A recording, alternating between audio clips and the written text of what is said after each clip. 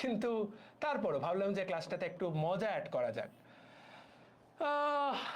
তোমরা এই গল্পটা অনেকেই হয়তো শুনে ফেলেছো, কারণ এই গল্পটা আমি গত বছর বোধহয় বা গত বছর কোনো একটা ক্লাসে বলেছিলাম। সেইটা বলার পর সেটা পোলাপান তো এখন পোলাপানের কাজে তো হলো কুট করে ক্লিপটাকে কেটে ফেলা, কেটে এটা আপলোড দিয়ে দিয়েছিল।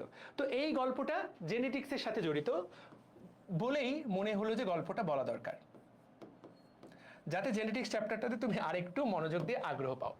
আমাদের কিন্তু 2-3টা টপিক পড়া বাকি আছে, সেটা আমরা পড়বো। ওকে, জি ভাইয়া শুনেছি। ওকে, ক্লাস টাইম দুপুরবেলাই হবে। তো যাই হোক, একটা ছোট বাচ্চা জন্মালো পৃথিবীতে। একটা ছোট বাচ্চা আসলো। বাচ্চাটা সুন্দর বাচ্চা, সবাই আদর করে আদর করে আদর করে। বাচ্চাটা আস্তে আস্তে বড় হওয়া শুরু করলো। বাচ্চাটার যখন 9 মাস বয়স হলো, বাচ্চাটা প্রথম যে শব্দটা বলল সেটার নাম নানা। নানা বলল। যেদিন নানা বলল তার পরের দিন তার নানা মরে গেল।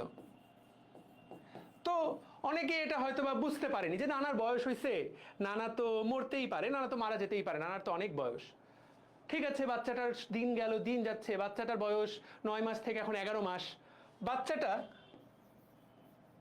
বলল মামা। যেদিন বাচ্চাটা মামা বলল তার পরের দিন মামা মারা গেল। এইবার একটু সবাই অবাক হয়ে গেল যে কিরে, মামা বলল, মামার তো বেশি বয়স নেই, কিন্তু মামা অ্যাক্সিডেন্ট করে মরে গেল। এইবার সবাই একটু টেনশনে পড়ে গেল যে কিরে, এটা কি বাচ্চাটারই কোনো ফলাফল, মানে বাচ্চাটা কি কোনো গেঞ্জাম করতেছে। সবাই এবার অপেক্ষা করতেছে দেখি বাচ্চাটা কি বলে। বাচ্চাটা এইবার কিছুদিন পর বলল বাবা। এইবার তো বাবার আত্মা কেঁপে উঠল। এইবার তো মনে হয় আমার চলে যাওয়ার সময় হয়ে গেল, আমি তো এবার শেষ। বাবা সবাই পরের দিন মারা যাচ্ছে। বাবা যেদিন বাবা বলছে, বাবা তো আর ঘর থেকে বের হয় না। বাবা পরের দিন আর অফিসেও যাচ্ছে না, কারণ যদি যাওয়ার পথে অ্যাক্সিডেন্ট করে মরে যায়।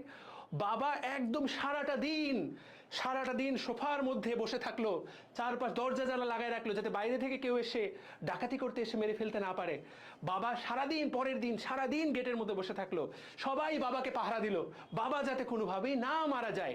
পরিবারের সবাই গোষ্ঠী সুদ্ধা বাবাকে পাহারা দিল, এবং দেখা গেল যে বাবা বেঁচে থাকলো।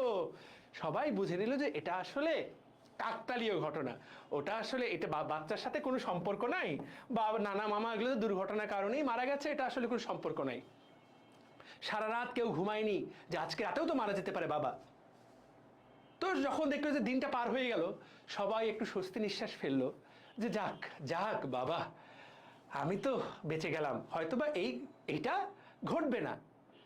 সকাল হলো, সবাই দরজা খুলে বের হলো।